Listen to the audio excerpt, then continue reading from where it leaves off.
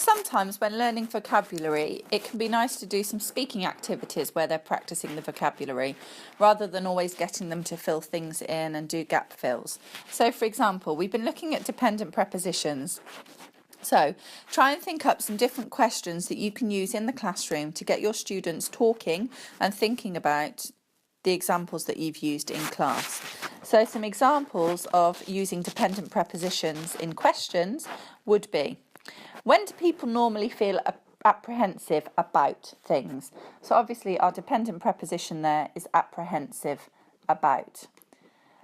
Get the students to talk about what things they're good at. So obviously the dependent preposition would be good at. Ask them what should be the punishment if a partner is unfaithful to you. So the dependent preposition there is unfaithful to.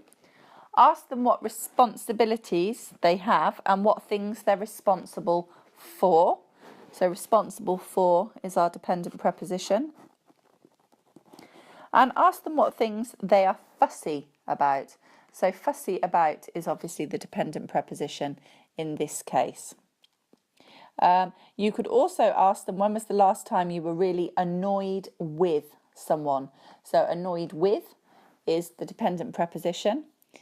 You could ask them who they depend on, what music do they listen to, how long do they wait for the bus, what type of things do they believe in, what's the difference between English and French, who do they have respect for, what do they have interest in, and so forth. So I would have maybe an A4 sheet with lots of different speech bubbles with different questions, practicing either a particular type of dependent preposition, so adjectives and dependent prepositions, or verbs and dependent prepositions, and nouns and dependent prepositions, or a mix of all three.